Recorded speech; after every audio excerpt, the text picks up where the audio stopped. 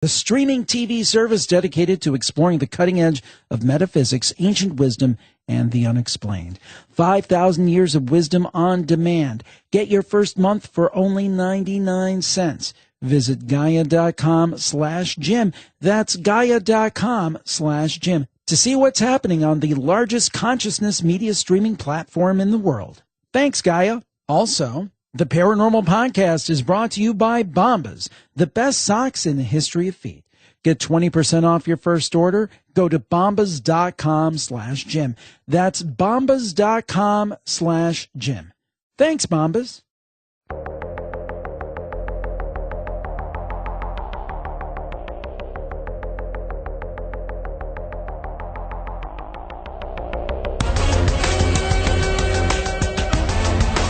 This is the Paranormal Podcast with Jim Harold. Welcome to the Paranormal Podcast. I am Jim Harold, and so glad to be with you today. And we have a great show for you. I love these shows where we have two totally different topics coming from kind of different ends of the spectrum, but both fascinating in their own right. And today is no exception. We start off with Lyle Blackburn. He is probably one of the greatest cryptozoologists in the field today. He's been an author of multiple books, and his latest is Beyond Boggy Creek in Search of the Southern Sasquatch, and we have him here today, and Lyle's going to tell us about the Southern Sasquatch and his work in regard to finding it. And fascinating talk. I think you'll enjoy it. And then for something completely different in part two, Dondi Dahlin will join us, and she'll talk about the 5 elements, understand yourself, and enhance your relationships with the wisdom of the world's oldest personality type system. Neat stuff. So I think you're going to enjoy this double header, and so we go into the Paranormal Podcast. Well, we've got a great guest today and a great subject. Nobody really better to talk about on this particular scenario and situation that we're going to talk about. Our guest is Lyle Blackburn.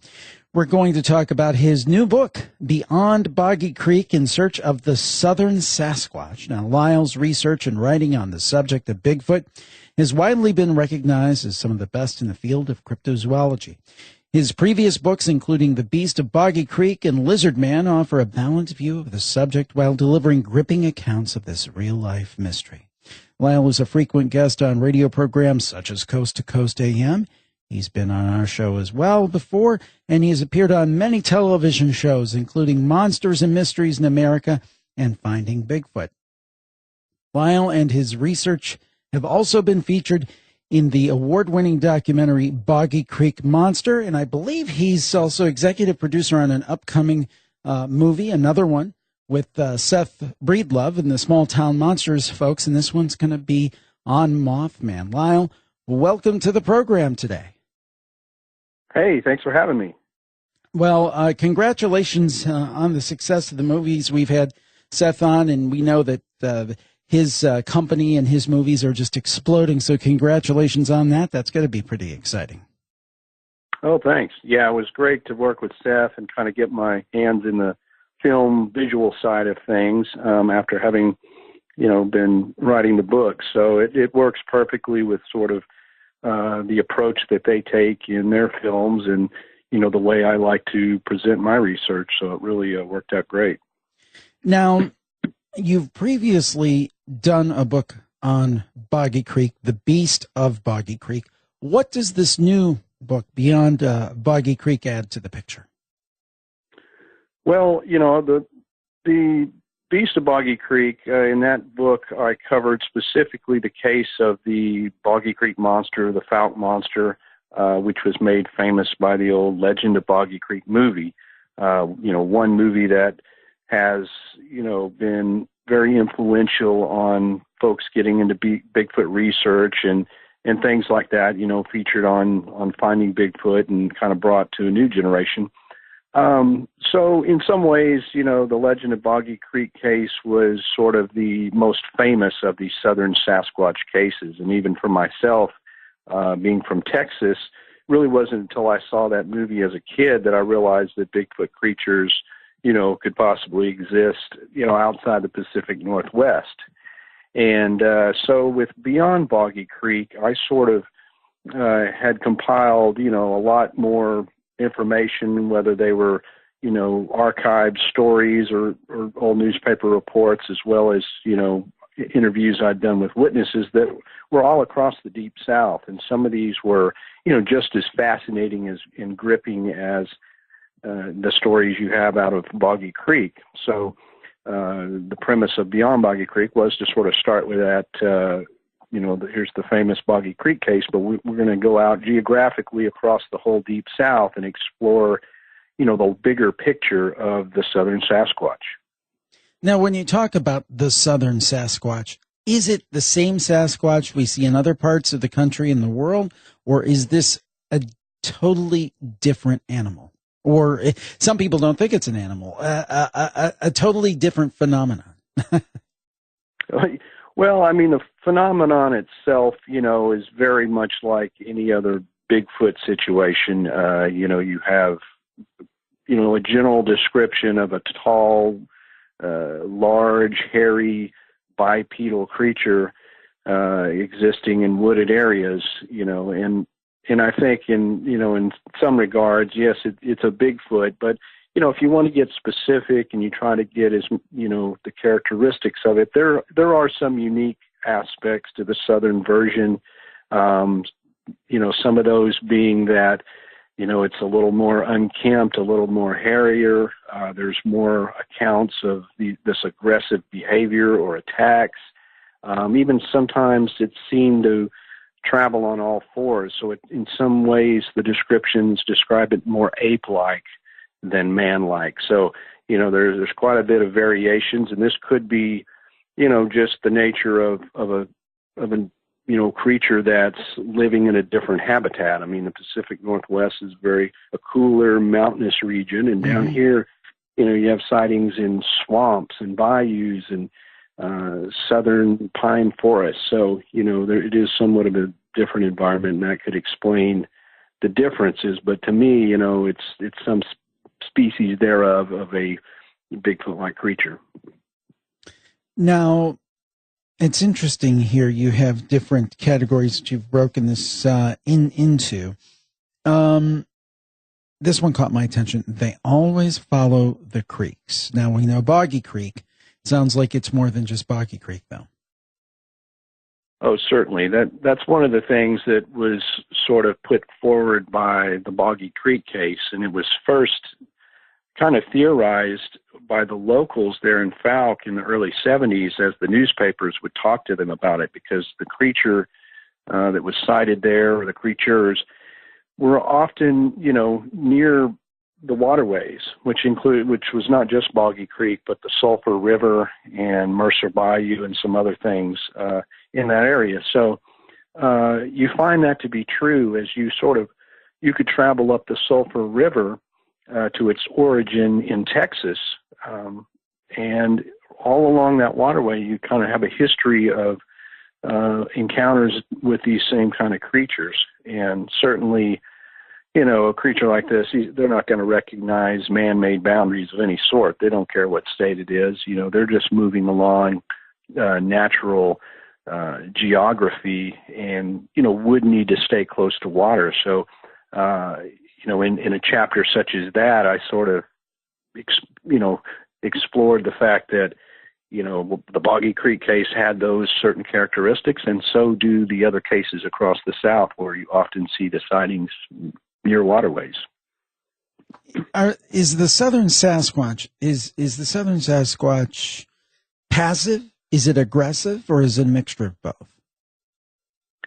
Well, it's definitely a mixture, but there are, a significant number of these aggressive behaviors. In some ways you have, your typical Bigfoot sightings in which it's seen, briefly moving through the woods, it appears, or it's running across the road. But then you do have these cases where it's seemingly, trying to attack people.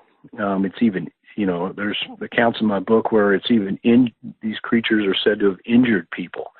And that was kind of also played up in the legend of Boggy Creek, the climactic scene where the aggressive creature's trying to get in the house and they're shooting at it. And that was based on a real report.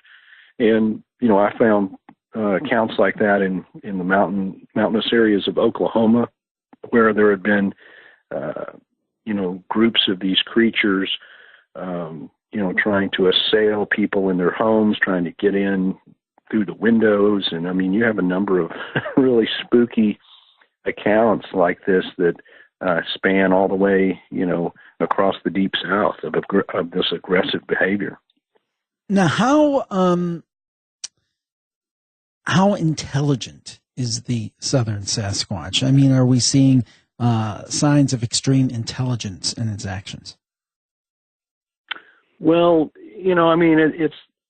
it's hard to say, but I mean, in general, I suppose a creature that has managed to remain elusive for this long, logically just has to have an above average intelligence for an animal, if we're going to propose it's an animal. Now, it's not like it's seen using tools or any of this sort of stuff. And then if you want to look at the aggressive, cases, then they appear to be, as other animals just acting on instinct or whatever they're doing to protect their territory.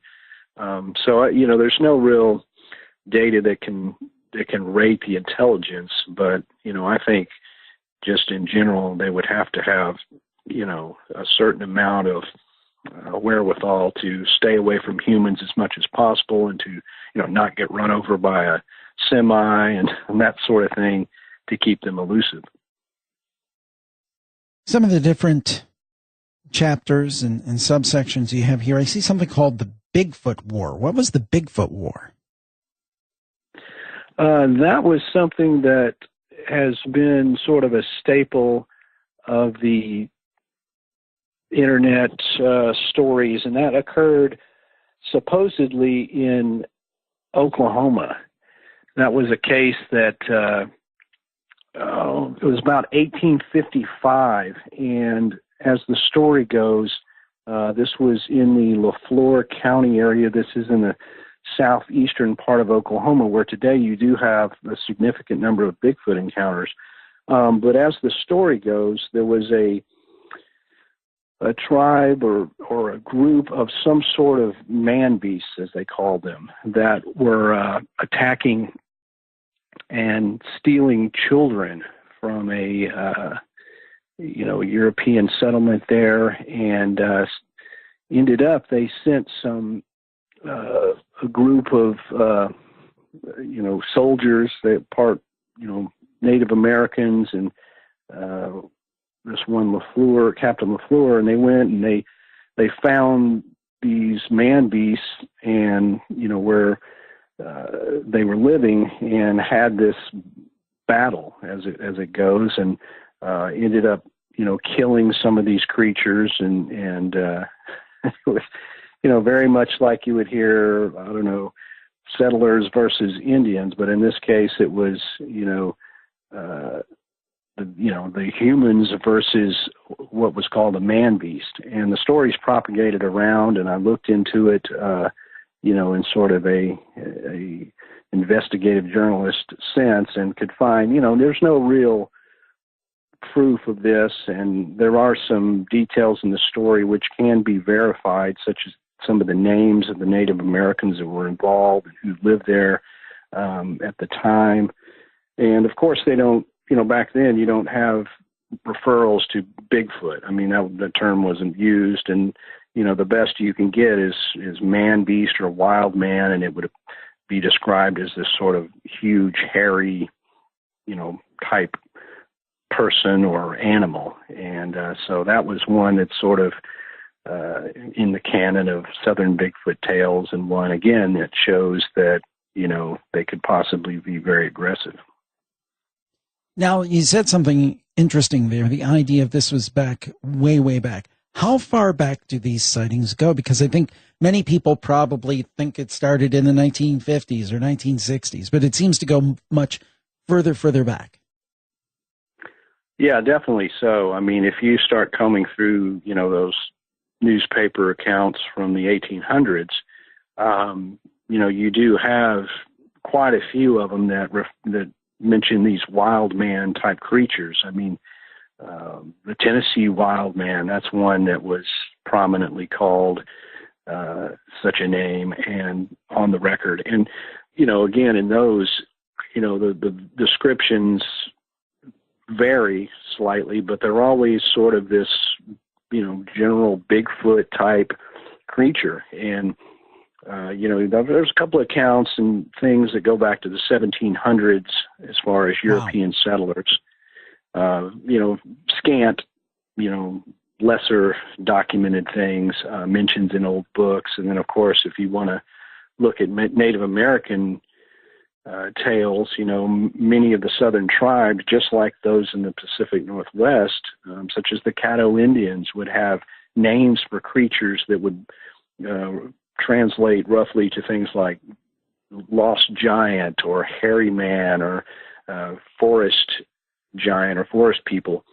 And, while we can't, determine if those are, truly Bigfoot in the sense of what we think of as Bigfoot, it does, at least support the fact that if these creatures have been here all along, then certainly the Native Americans would have seen them. And, subsequently the European settlers and, mentioned in the newspapers. And of course, once you get to the 1900s, newspapers, there's more newspapers and more steady accounts that just blossom. So I think that's why a lot of people think it kind of, this all kind of started in the 40s and 50s. And but you can certainly trace it back further than that. The book is Beyond Boggy Creek, In Search of the Southern Sasquatch. Our guest today is Lyle Blackburn, and we'll be back right after this on the Paranormal Podcast. The Paranormal Podcast is brought to you by Gaia, the streaming TV service dedicated to exploring the cutting edge of metaphysics, ancient wisdom, and the unexplained. And keep listening, because I'm going to tell you how you can get your first month for only 99 cents. Now, you're a Paranormal Podcast fan. You're listening to the show, so you're obviously interested in the supernatural, the unusual, the strange, the Fortean. And the question is, where do you go if you want a streaming TV service with those same values, with that same type of content? Well, there's simply one answer, and I've been telling you, and I will continue to tell you, it is Gaia, because Gaia explores the topics we love and is always providing viewers with tremendous new content. This week is no exception. If you were a member of Gaia, you could watch shows like Missing Links by Greg Braden. He did a show on ensuring humanity's continuation, or Linda Moulton Howe on her show Truth Hunter, proof of presidential briefings on alien presence. Ooh, that sounds like a good one. Or perhaps we've got Beyond Belief by George Norrie, exposing GMO agendas. Just so much great content, and there is a page now where you can kind of get a flavor for all the different kind of content that they have. They set up a page for me, Gaia.com/Jim. That's Gaia.com/Jim. And what I really like about this is they have a lot of little snippets, so you can quickly get a sense of what you're missing by not being in Gaia. For example, this one video alone has gotten 95,000 views. It's called From Folklore to Fact, Bigfoot and Dogman with Jack Carey. And I think that really makes sense given our topic on the show today. So I thought I'd point that one out. That's over at Gaia.com/Jim. You scroll down to the paranormal section. You can actually they've got a button at the top that says paranormal. It'll take you right down to it. Other topics under that, dispelling doubts of the afterlife. And these are all free previews they have. You can check these out.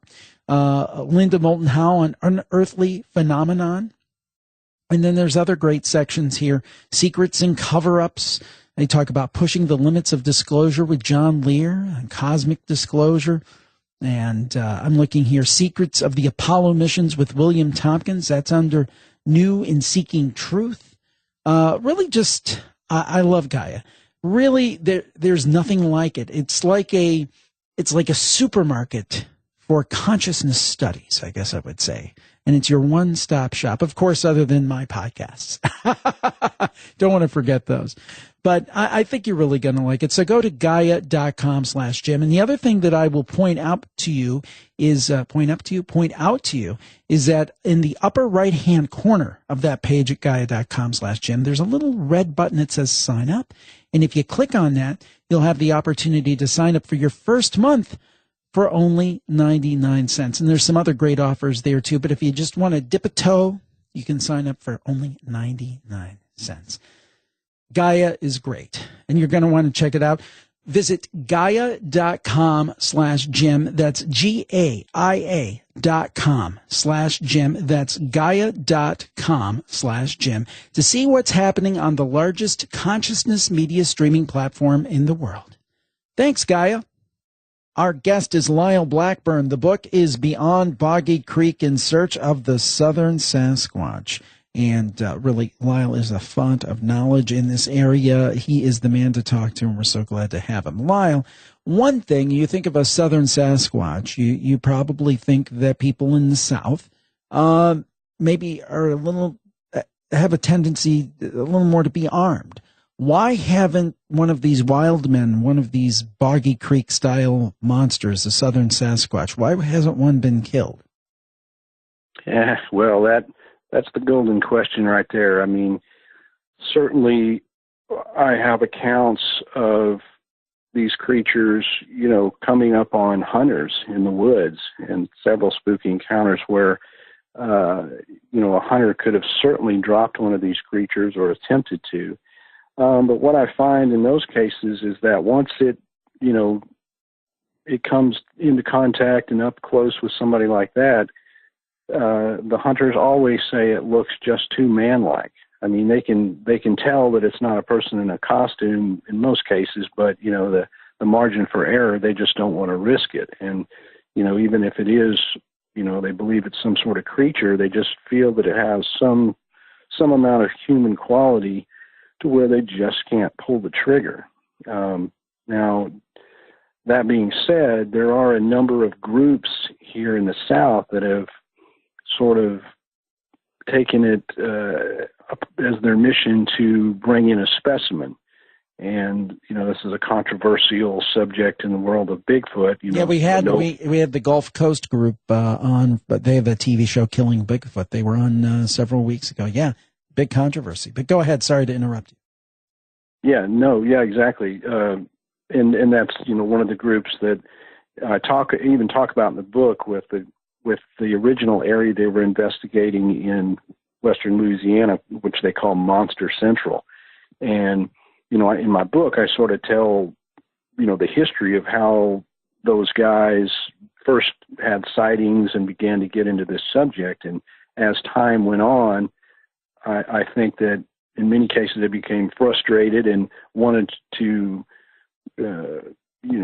prove it or whatever. And I think there's not much argument that the only way to prove Bigfoot exists at this point is for there to be a specimen. Now, it just depends on the opinion of the person whether, we should shoot one or whatever. I don't advocate that in any way, but yeah, there's been groups that are actively trying to, bring one down. But in the end, what it seems is these creatures are still just so highly elusive, and they're very fast. That's one thing that people don't quite understand. And if you read the book, you'll see that there's many accounts where people reported them being able to move very fast. And you kind of think of Bigfoot as a sort of the lumbering, Patterson-Gimlin thing where, it'd be easy to shoot. Well, not really the case. When these things want to move, they can move extremely fast. And I think that's one reason why at least the hunters are having trouble, putting their sights on one. So, yeah, there's a lot of guns down here, but in the end, I think people, see a man-like creature in the woods, they're just going to be hesitant to pull that trigger. It's not like seeing a coyote or a deer or something right, where it's very easy to identify. This is much more of a gray area and not where people are going to, risk their freedom over. This is one I've got to ask you about. the realm of the skunk ape. Talk to us about the skunk ape. Well, the skunk ape is a term that's been used generally through the South, but more specifically in the Florida area. I think as people think about, cryptids in Florida, it always comes up as the skunk ape. So that's sort of what they call Bigfoot there. It was a term that you can't trace a specific date of origin, but at least back to the early 70s was applied to the sightings down there. And there's been some debate on whether the skunk ape is, a Bigfoot or whether it's something, different. And again, there are reports of it being a little more ape-like, some smaller in stature and often walking on four legs. So the Florida area, it's in the southern parts, you have the Everglades, you have a lot of swampy areas out there. And the skunk ape term comes from the smell that's supposedly associated with these creatures, and probably rightly so. If you're covered in hair and living in a in a marshy area, you're going to be you're going to smell bad. So, but yeah, the skunk ape has a super long history, and surprisingly enough, I mean, Florida probably ranks about number 3 in the sheer number of encounters, in the 48 states. And so that's, it's one that you could write a whole book about, honestly. It's kind of difficult even to put that into one chapter, because once you start digging into it, you realize, man, there is just so much history to this and so much to it, that I really think that Florida, if you're going to, if you wanted to see a Bigfoot in the South, that would be one place that you'd have, a good chance. So, another one here. I love this one. What are boogers and buggers, aside from what we normally associate with that? Boogers and buggers. Well, one thing that I find a lot of fun in the Southern Sasquatch case is that there's a lot of different terms used to describe these creatures, and like with skunk ape, it's a lot of these are regionally based. You have the Boggy Creek monster, and it was near the town of Fouke, so they called it the Fouke monster. And if you look back in newspaper reports that sort of preceded the term Bigfoot, they would use all sorts of terms, and boogers and buggers are just two of the terms that were kind of used throughout the South. People would say, well, there's a booger in the woods, and you kids don't go out there because, these huge hairy things will get you. And they were, used to describe Bigfoot-like creatures before there was a term Bigfoot. So, in fact, I've got a list in the book that kind of goes state by state with this just mind-blowing number of regional names. As far as, there really was a case back in Georgia known as the Belt Road Booger, and that was reported in 1979 near the city of Noonan. And a lot of people at that time saw a creature. It was, like a upright Bigfoot-like creature in the area, and they dubbed it the Belt Road Booger. So this would be, one way how the newspapers would, apply a fun name to it, and they sort of used that historical booger name in this case to tie in with the sightings. What's one of your favorite stories in the book? Oh man, well, there's a lot.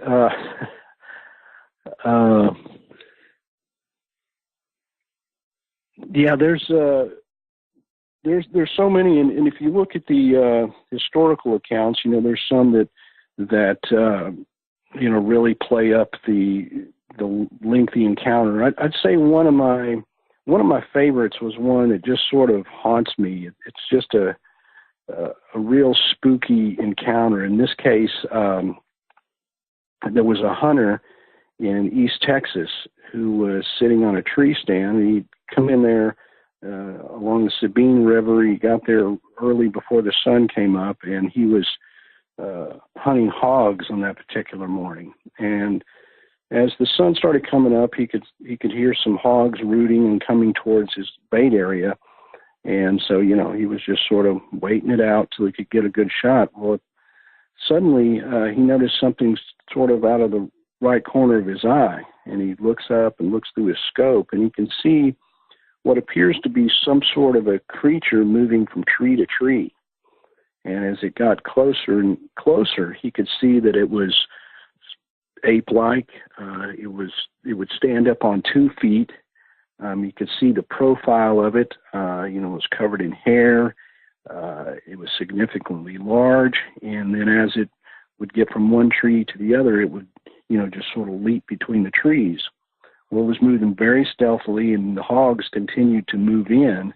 And he could see that this creature was basically stalking these hogs. And he's watching this whole thing unbeknownst to any of these animals, from his tree stand. Well, finally, it gets within a close proximity to these hogs, and suddenly it just makes this yelping howl or something and jumps and literally grabs one of the hogs and throws it against the tree. And, the rest of the hogs scatter, and then he jumps on this hog, and conceivably in a predatory way, I guess, for food. And then, picks this thing up like it's nothing and stands up. By now, of course, the hunter's, just not only is he trying to process this, what is this thing? What am I looking at? It's this big, upright, hairy creature, but also he sees it, just easily take down 150, 200-pound hog with no problem. So he's, feeling, I guess, lucky that he, that the thing hasn't seen him. Well, sure enough, the thing stands up and it kind of looks around like it's looking, like it could sense that there was something there, someone else, or, it could smell something. And finally it raises its head and looks right up and looks right at this hunter. And the hunter is somebody I had interviewed personally on a couple of occasions. And, here is another case where he said, it just looked too formidable. He said, I didn't want to shoot it because if I missed or it didn't knock it down, this thing's coming up the tree. So the thing just looks at him for a couple of moments, kind of bares its teeth, and then just picks up the hog again and walks off into the woods. Wow. It's like, yeah. I'm not going to mess with that. Yeah, I mean, I just try to put my, try to imagine myself in that position and just, and of course I'm hearing this story firsthand, from the witness. This is something I'm reading on the internet. This is like, wow. And, he's kind of got the same feel. He's like, it was just so frightening, and just, I couldn't get my mind around what I was seeing. And it was so, just terrifying. And this is a guy with a gun, and, it walks off, but, it's just one of those that sort of sticks with you, because of the prolonged sighting. This wasn't just, well, I saw it run across the road. This was something significant. Now, some people would say, these are tall tales. People are making things up, wishful thinking. They're seeing a bear, those kind of things. What would you say to people who have that kind of opinion? What are your thoughts on that? Well, it's certainly understandable. I understand, people being skeptical of this because, there isn't any real proof, and, it's just hard to get your mind around. It's something you probably have to see to ultimately believe. But the thing is when you're somebody like me and you're doing research on this, and at this point, almost on a daily basis, I'm getting contacted by people who have had experiences, and I'm interviewing more and more people. Rest assured, there is a number of these that you just can't find rational explanations for. And there's people who, these witnesses I have not only interviewed on phone, I've met in person, I've actually gotten to know them, know their family, and it gives me a better sense of, would this person make something up like this? And there's one in our Boggy Creek Monster documentary, which I consider at the top of my sighting, all-time best sightings. And this guy Terry Sutton had seen a creature near Fouke, Arkansas in 1981. Well, he saw it at a very close range. Shortly thereafter, his dad was on site. I mean, everything really adds up to the point where I just can't explain what this guy saw. He saw something. There is no doubt about it. And it was too close, for him to misidentify it as a bear. It wasn't a place where a person in a costume would have been or could have been. So at the end of the day, you just have these stories that just leave you scratching your head, but there is something to it. Not to mention, I mean, we've got examples of some good footprint casts.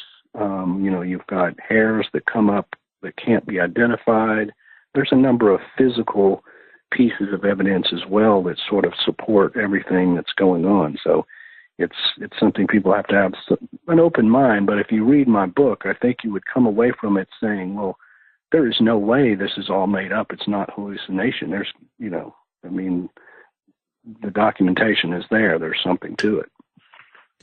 What's your theory? Do you have one?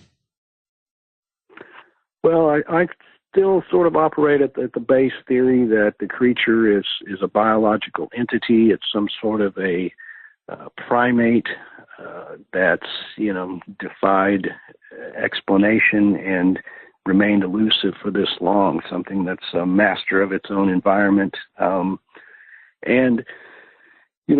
Until, further proof or something suggests otherwise, I just sort of operate on that. But I realize that, there's many theories to this, and many of those theories are just trying to explain how it is that we can see these and we can't, capture one or whatever. So that's kind of my premise, and where I, much like the legend of Boggy Creek, where I sort of started with my interest in this, that, some kind of thing living in the woods, a creature, a ape-like creature that was, living in the bayous down there, and that seems to be the case.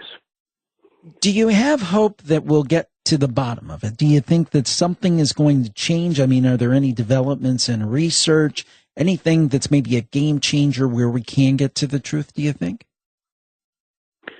Well, I mean, I would hope so. I think, I'm sure that would turn some heads, if this could be proven in some way. People say, oh, well, this guy wasn't crazy for writing all these books, But, I'm fascinated with the story itself, no matter what. It's an interesting story,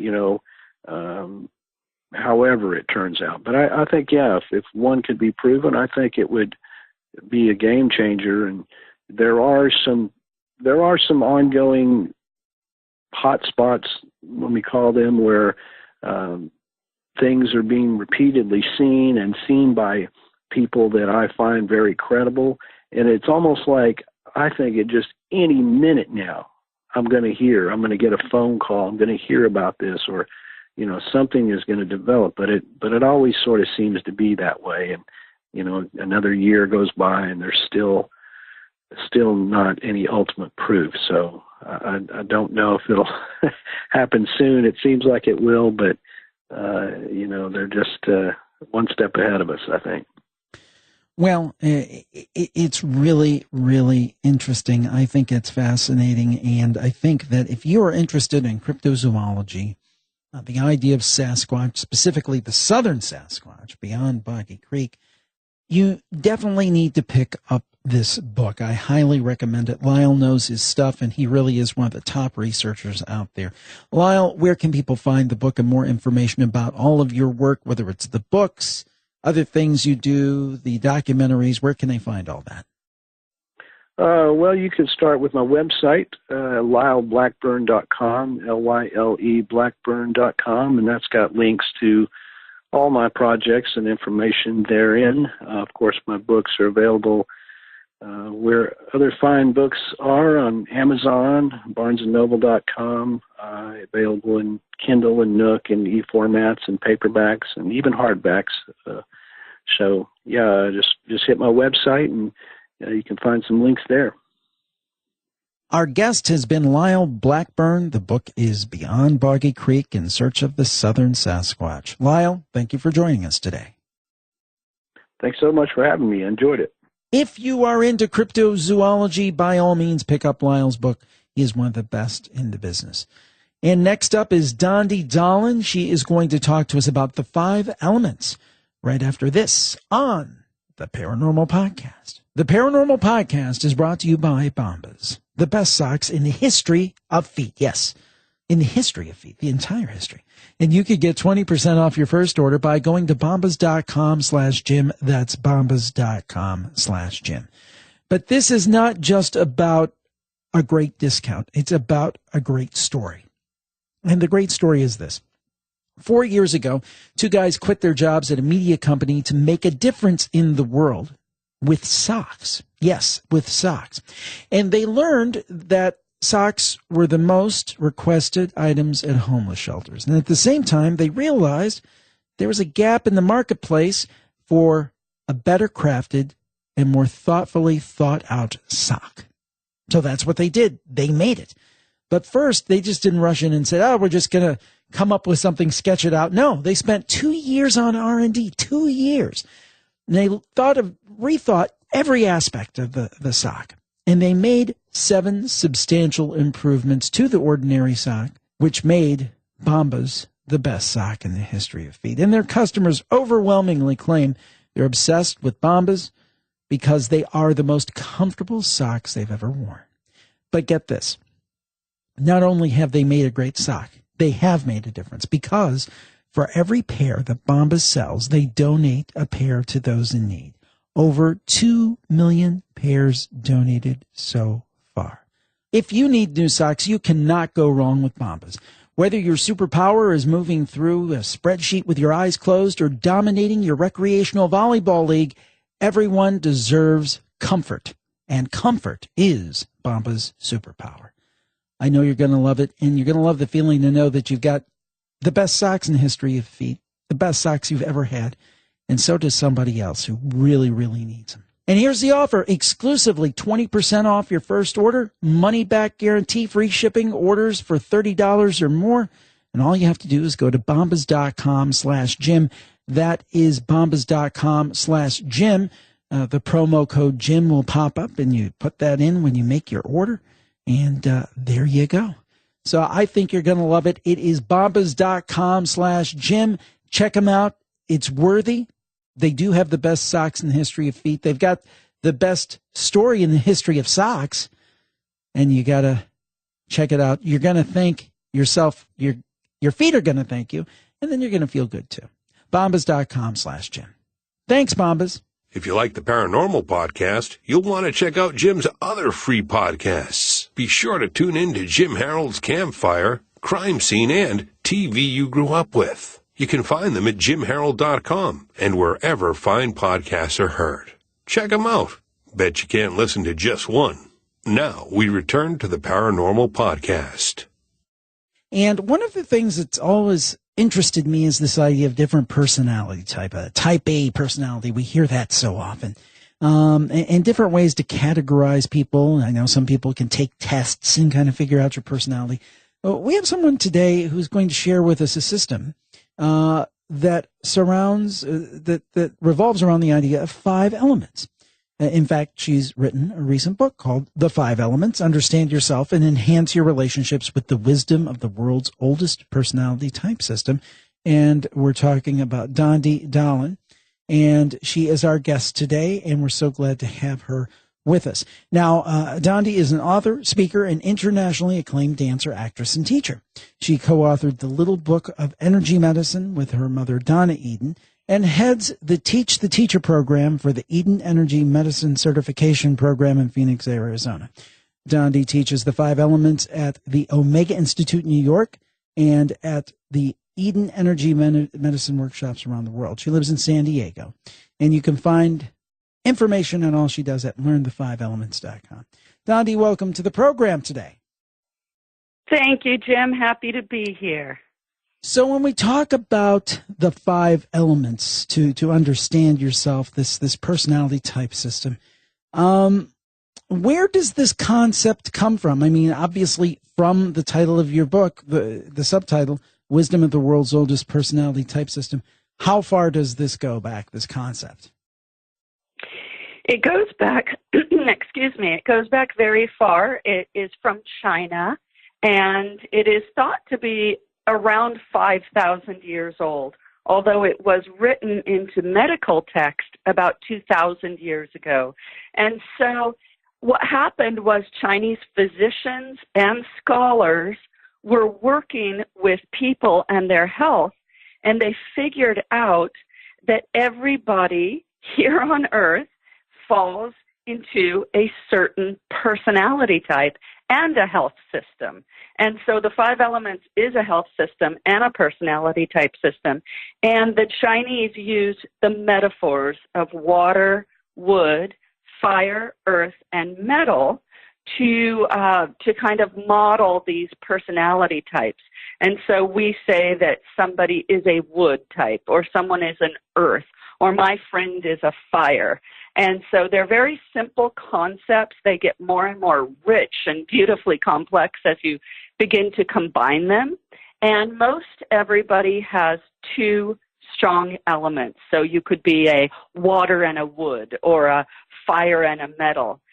Some people will lead with one very, very strong personality type, but most people have a combination of 2, and then the other 3 come up in specific situations or different phases of life. Now, how did you get introduced to this? Well, my mom introduced it to me. My mom is an incredible healer. She's a pioneer in energy medicine. Her name is Donna Eden. And from a very early age, she started teaching my sister and I about different health systems in the body. Today, she goes around the world and she teaches 9 energy systems in the body. And these systems, you know, they're similar to what are very common to us, like the endocrine system and the nervous system, but these are energy systems. So some of the terms that people are probably familiar with are the chakras. The chakras are an energy system. The aura is an energy system. The meridians, which are energy pathways on the body.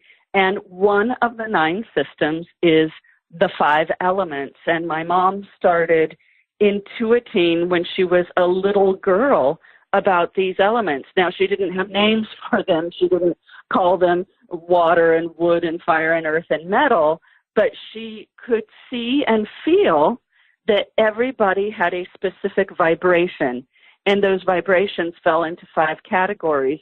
When she got older, she learned the system of the 5 elements and was putting it together, that is what she saw all her life. The system from China, this ancient, incredible system, is what she had been seeing.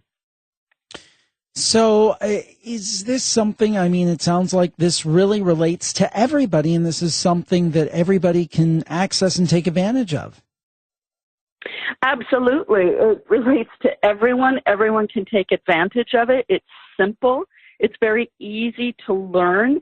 And what's so incredible about it is that, you know, it seems like a no-brainer that if we don't understand that there are different personality types, that, you know, we aren't going to be as versed in life, as open-minded in life, as it won't be as easy for us to get along with people.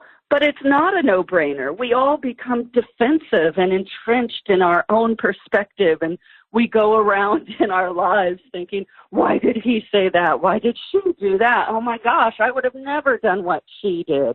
And so when you learn the 5 elements, you start understanding, and it's a huge relief and a huge epiphany to know, oh, my gosh, I understand why he said that. I understand why she did that. I may not have done that, but I get it because of that person's element. You can suddenly start to hear and understand and see and recognize the other person's point of view in a way that you never have before. This system is a lifesaver for relationships.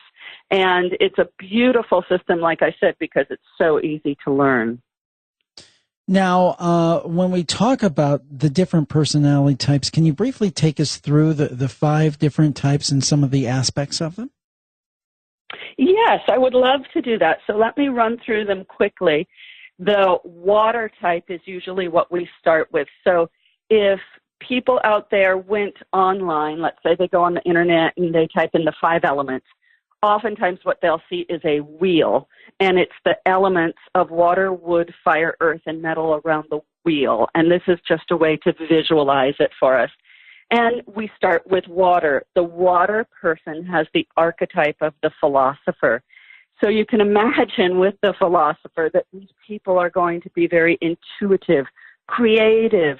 They're going to really search for meaning in words. They're going to use metaphor.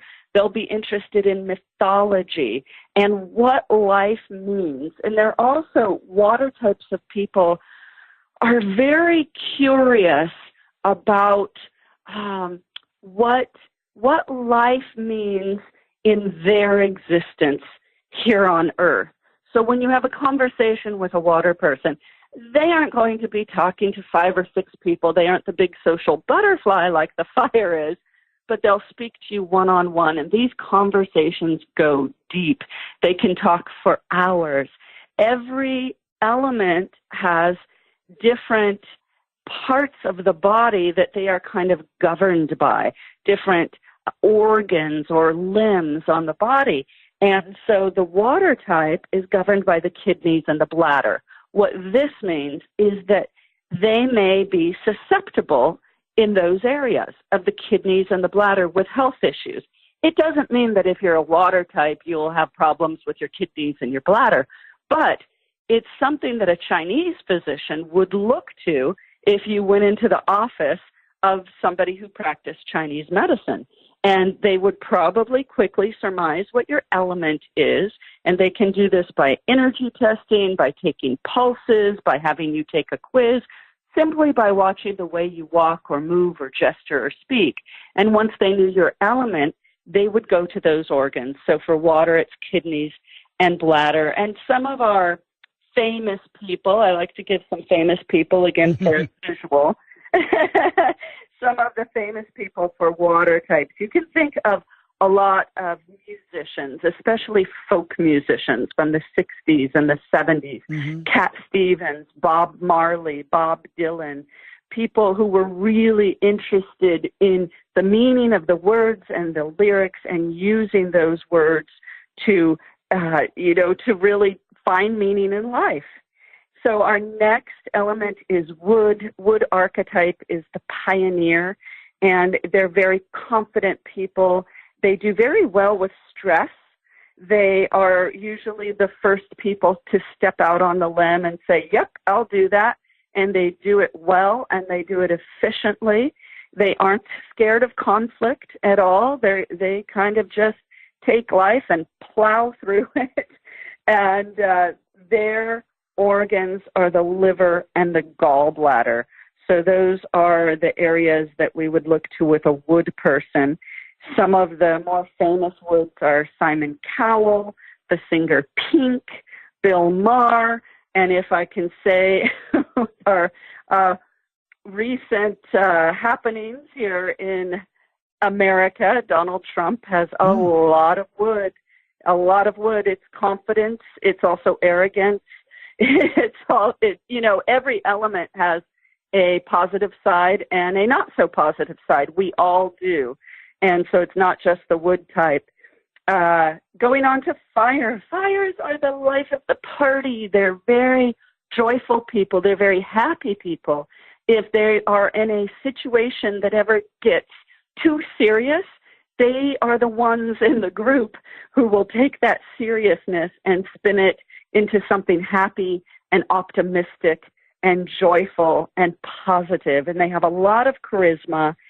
They really like to transform situations into fun. So these are people who are They resonate with fun and joy and happiness, and they're like magnets for it. So you can imagine that a lot of people want to be around fires. They're the life of the party. Mm-hmm.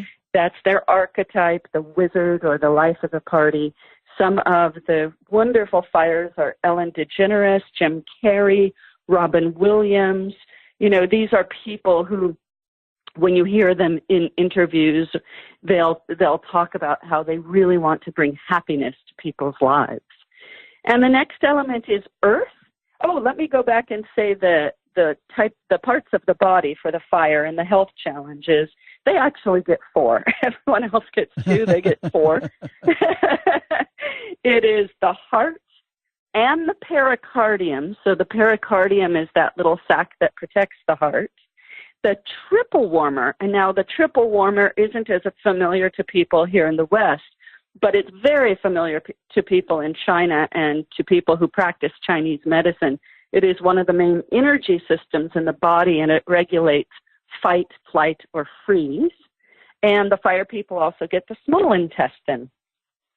And then on to earth. Earth people, these are your very compassionate caretakers, and that is the archetype for earth, the caretaker. They're devoted, they're loyal, they're very interested in connection between people, and they're very interested in peace. So they are the people, unlike woods, who are very comfortable with conflict. The earth type is going to avoid conflict.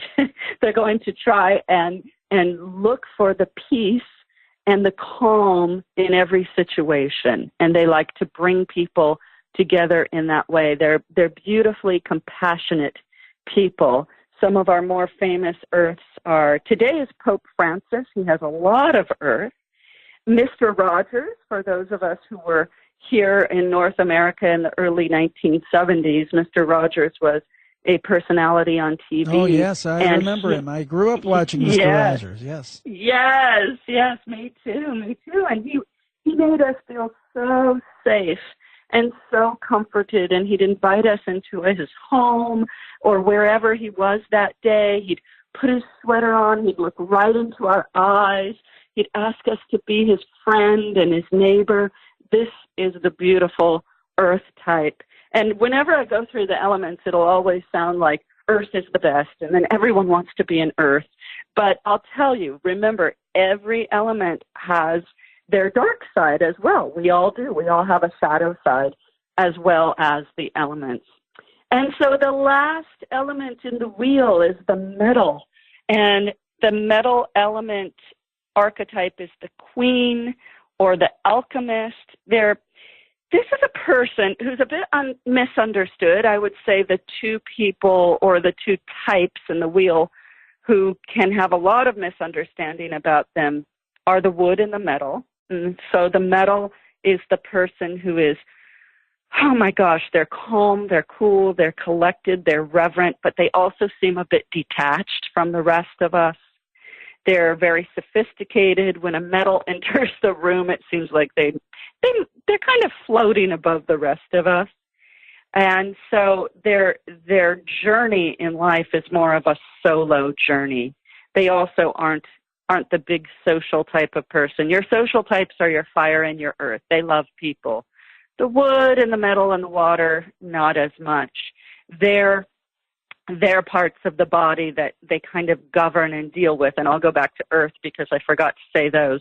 But for metal, it's the large intestine and the lungs. And going back to earth, because I skipped those, it's the spleen and the stomach. Now, when I talk about these body parts and these parts of the body and these organs that an element can have a challenge with, it's not only that they have a challenge, but you start to connect the dots. Like with the metal, one of metal's lessons, so if you're a metal person, one of your lessons in life is to deal with grief and letting things go. Well, what do the large intestine and the lungs do every single day? The lungs, we breathe in and out, letting things go, letting toxins go. Of course, the large intestine as well, always letting waste go.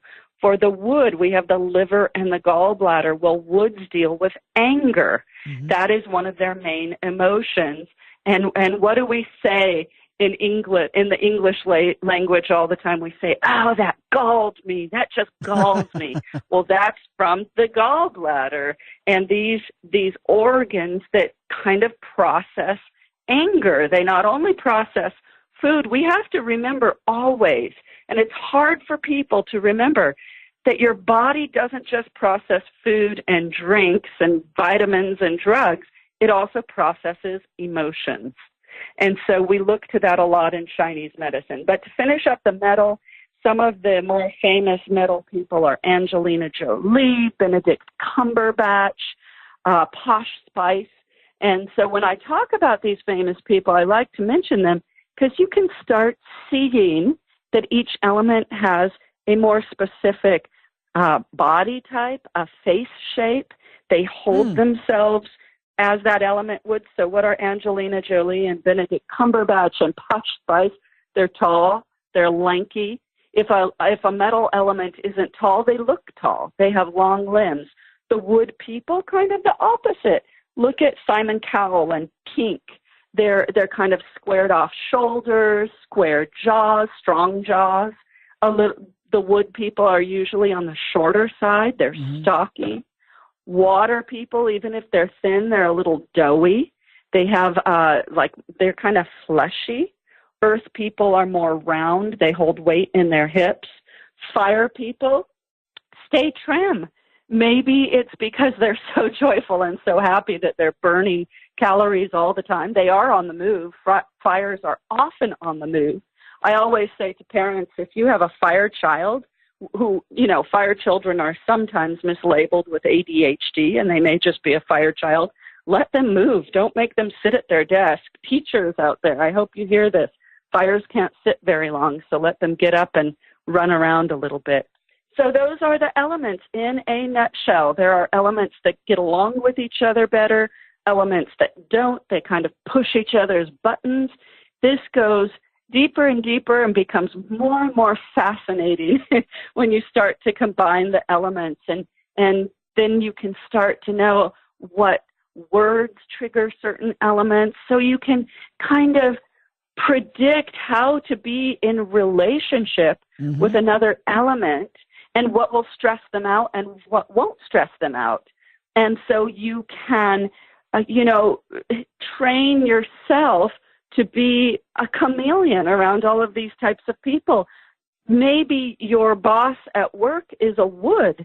Well, they're going to care about efficiency and speed. Woods are on a mission. If you're a water type, that's going to be difficult. Waters move more slowly. They need time to process things. So it just goes on and on and on and becomes a more and more fascinating system as you learn it. Well, that was one of the things I was going to get at, is that do certain elements conflict? Is it kind of like oil and water in some cases? And if so, is it something that you can overcome if you know about it? Yes, and that is the key, knowing about it. So these oil and water elements, and that was a great way to put it, are what we call the control cycle. We say those are on each other's control cycle. These are the button pushers. And everybody has had that experience where they go into a situation. Maybe it's at work, maybe it's at a party or in a bar, and there's someone in the room who just irritates you. You just don't want to be around that person. They may not be doing anything to irritate you. Yeah, but they're just there in the room and you don't want to be around them. You may be on the control cycle of that person's element.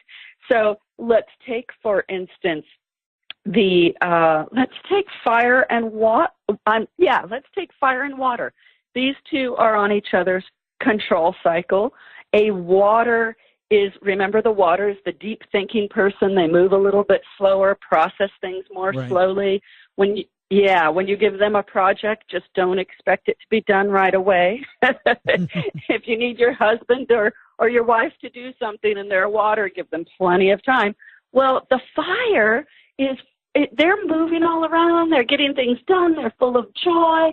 They're happy. They want things to be positive. Well, the water is sinking into the depths of life and saying, did you see what was on the news today? Oh, my gosh, we have to worry about this and we have to worry about that. If a water can be a buzzkill for a fire. And even if they aren't speaking to each other, it's the energy. It is the energy and the vibration of those two elements. I'll tell you a quick story. I have very strong wood, and I'm on the control cycle with metal. All woods and metals are on each other's control cycle. I'll walk into a room, and my sister, who is very, very versed in the 5 elements, will say, oh, my gosh, I just saw all the metals cringe when you walked in.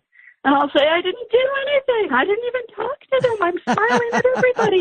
Look, I love everyone. And she says, I know. They just felt it. They just felt your wood energy, and they don't even know what it is.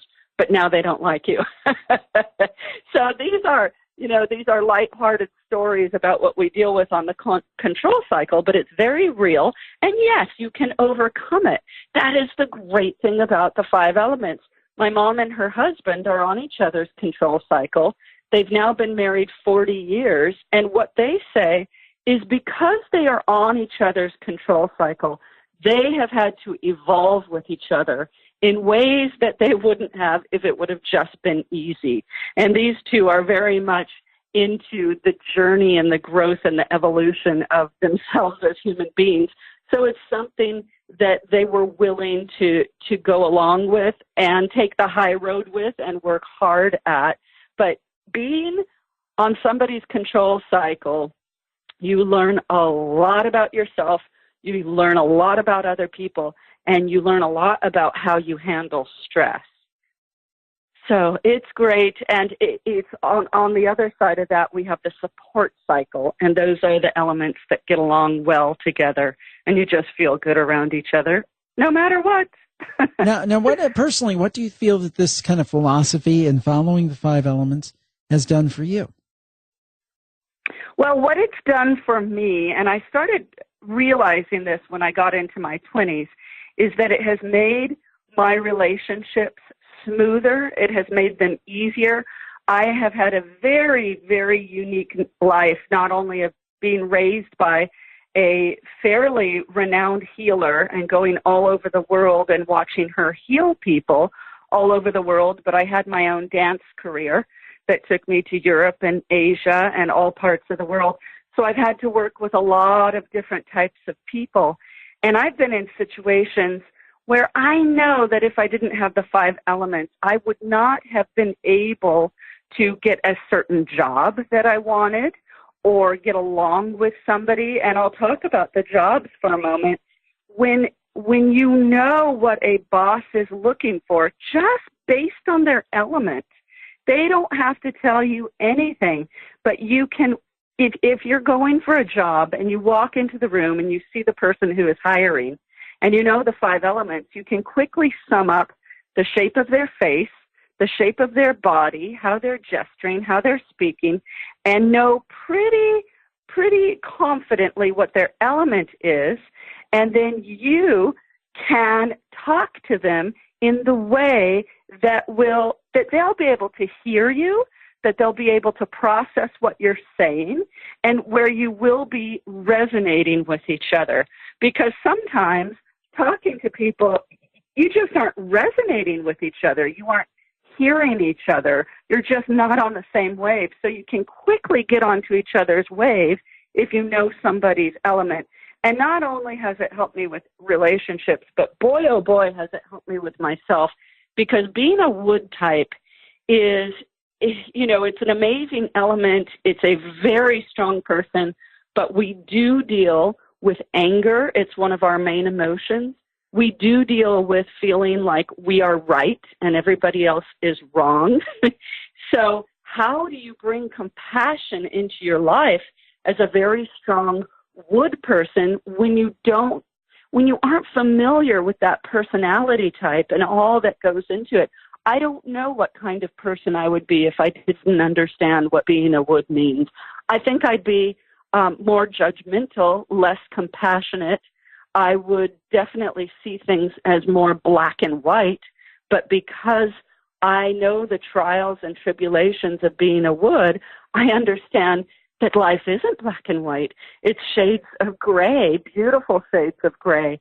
And I can go into situations and work with my anger, quell my anger, not stuff it in. I actually love anger. I think it gets a bad rap. In Chinese medicine, they say that anger is a friend in need.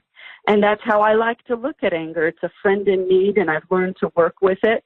So I don't have the typical pitfalls of a wood person who loses their cool or flies off the handle, because I know the 5 elements. And then with health, it's just incredible.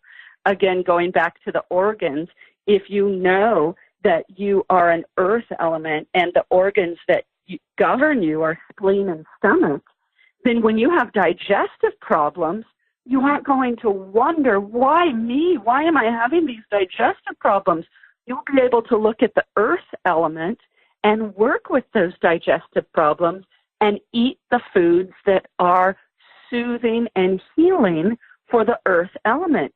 There are all sorts of foods. There are different exercises, movements. Woods do very well with karate. Metals do very well with yoga. These are 2 completely different types of movement.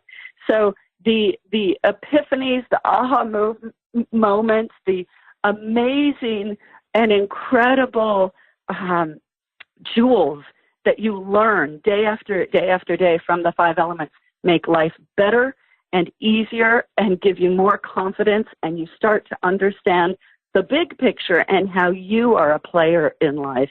I can't say enough good things about the 5 elements. Well, it is extremely interesting, and I'm assuming that a lot of our audience listening now will want to explore this further. So the question, Dondi, is where could they do that? Where can they find the book? I know there's a website for the book with a like abbreviated survey. Where can they find all of this? Yes, thank you. So the first thing that people are probably chomping at the bit to do is find out their element, and you can do that by going to learnthefiveelements.com, learnthefiveelements.com. There's a quiz there that takes you about 4 minutes, and at the end of that quiz, you will have your primary element and your secondary element, and then you'll have, a section there where you can read about the elements.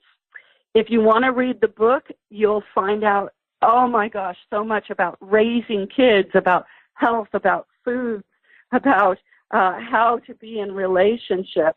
And you'll have all the different combinations of the elements that get along really well, the ones not so well, and what to do in those situations. The book is called The 5 Elements, and it can be purchased basically anywhere: Amazon, Barnes & Noble, independent bookstores. And if I'm in an area near you, come see me. I'm headed to Portland, Oregon, then I'll be in France, Wales, and London, and I'll be in Cancun teaching next year, Cincinnati. So lots. Excuse me, I've had a cough for several days. Sorry for coughing. That's okay. But thank you. Lots of workshops coming up, and you can see my schedule at learnthefiveelements.com. And I've been looking at your site here and so forth, and I kind of thinking I'm a wood personality type too. So, well, you may be. Yeah, you can start to tell from the tone in a person's voice what their element is, and you do have a tone that would make me think you have quite a lot of wood. Well, there you go. Well, very interesting, Dondi. Thank you for joining us. I really appreciate it.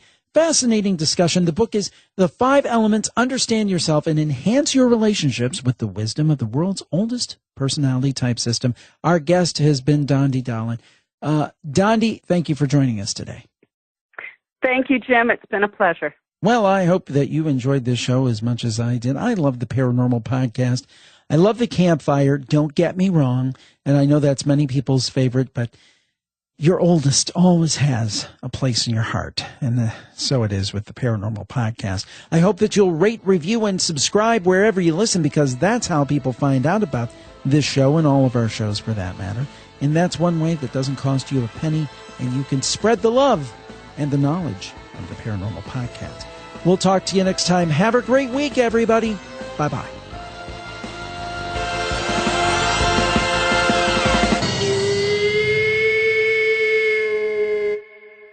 Now for the legal disclaimer. We do not accept money from publishers or content producers in exchange for interviews. However, as with most media outlets, in the majority of cases, we do receive complimentary copies of books and DVDs that we feature on our podcasts.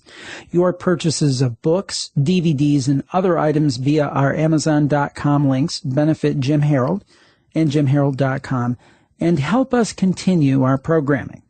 The sponsor messages you hear on the programs are paid endorsements, although we really do like them. For the full disclaimer, go to JimHarold.com, and thanks for listening.